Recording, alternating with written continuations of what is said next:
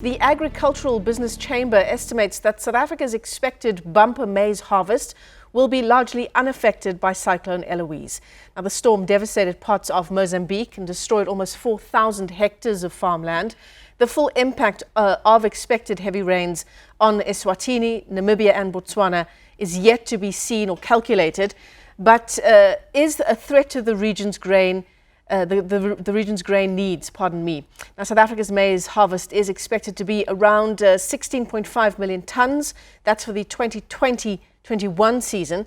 Let's get you the latest on the story now. We're joined by Agriculture Minister Thoko Didiza. She joins us from Pretoria. Minister, good morning. Thanks very much for your time this morning on the AM report.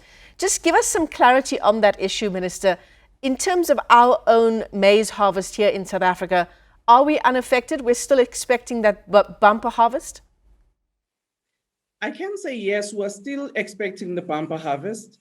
You know that during this period of January, already those who have planted green millet have already started harvesting, but also the season for harvesting of maize that we usually use for our meal and stuff is to be harvested, and we don't think that would be affected by the current floods as yet.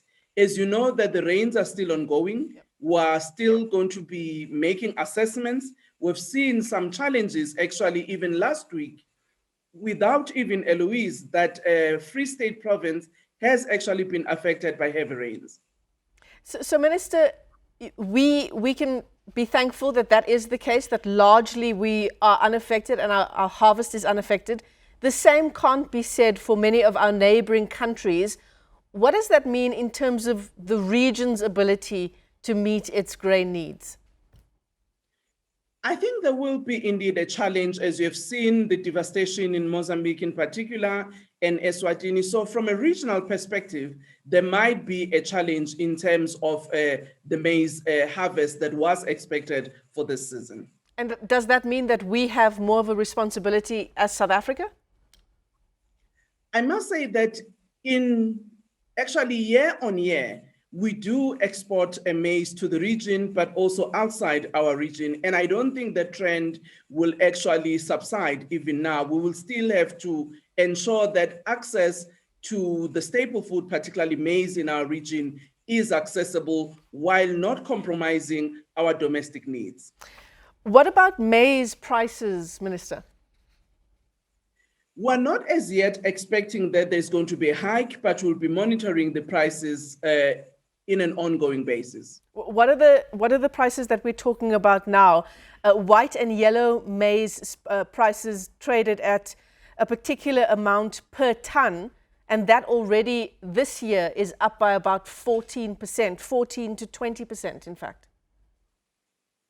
Yes, as I say that we always manage to look at what are the trends on an ongoing basis, and we will be able to issue advisories to the public, but also to our producers who actually are also watching what the prices are going to be for them as they sell to the market. Yeah, Minister, just in terms of the agricultural sector remaining largely unaffected, at least here at home, has this taught us any lessons about how we can perhaps prepare for things like a cyclone, like Cyclone Eloise, should it impact us more greatly than this time round?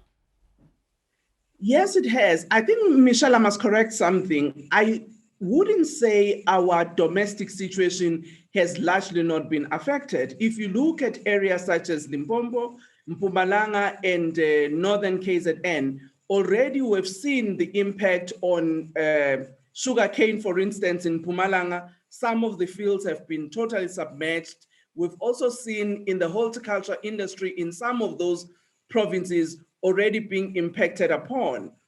But what I must say that as South Africa we're fortunate about is that our system for early warning is actually working. We have a disaster management committee that includes not only departmental officials of the relevant ministries, but it also includes South Africa's weather services, who is able to warn us early on time so that we can prepare and be able to prepare our agricultural sector. In this instance, for instance, last week and during the weekend, we're able to send advisory to our farmers in the Limpopo, KwaZulu-Natal, as well as Mpumalanga area on what we were foreseeing as a result of the cyclone and what they need to do to prepare themselves, particularly where possible, to move certain infrastructure as well as certain assets such as their livestock to higher areas where they may not be affected.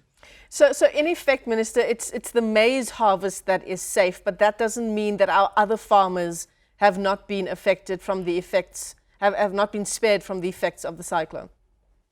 Yes, what AgBiz is actually saying is that if you look at the season where we are in terms of our maize production, we're confident that the harvest that we're expecting will not be affected. As I say that already now, you have green millet farmers who are already harvesting. Some of them have already harvested and therefore may not have been affected directly by this current storm. It does not mean, therefore, that other farmers on other crops may not be affected. It's also important for me to say that usually, particularly for the livestock farmers, we will advise them that they need to look at vaccination because there are some diseases that are very linked with wet conditions, which they need to ensure that they protect their livestock from it. Minister, as we talk about the impact on farmers in terms of the cyclone, take us through the last year of the pandemic. The impact of COVID-19 on farmers, their ability to harvest, their ability to plant, their ability to sell and export. What are some of the industries in agriculture that have been hardest hit by the pandemic?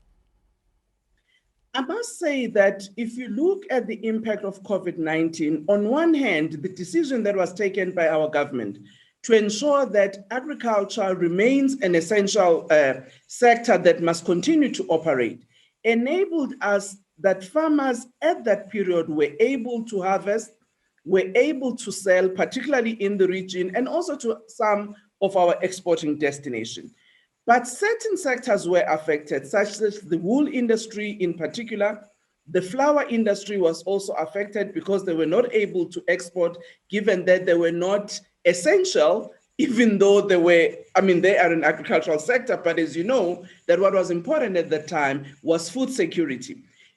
The hides, the skin industry was also actually affected. The tobacco industry, particularly those farmers who are producing, were also affected. And also some of the commodities, particularly where people have been selling into the hospitality industry, those were affected given that the hospitality industry was actually closed. But I must say that if you compare South Africa's agricultural sector has been resilient even during the pandemic. We actually saw the positives more than what we would have expected given what was happening globally.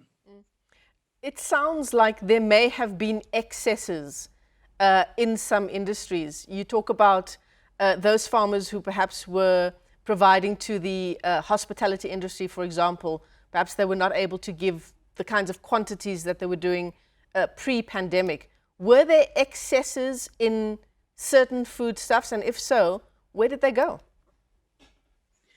Well, I must say that our farmers were very generous because some of them, even though they might have not sold their stuff into the open market or markets which they're usually selling to, they were able to donate those foodstuff in support of our food security in the country. So I would say there were no losses as such in terms of food being wasted, but food did go to areas where they were most needed. But what might have been impacted upon is the incomes that farmers would have expected out of the produce that they had sold. Yeah. Minister, thanks very much for your time this morning on the AM Report. Agriculture Minister Thoko Didiza giving us a rundown there of the impacts of Cyclone Eloise here at home and in Southern Africa, and of course the ongoing impacts of the COVID-19 pandemic on the sector.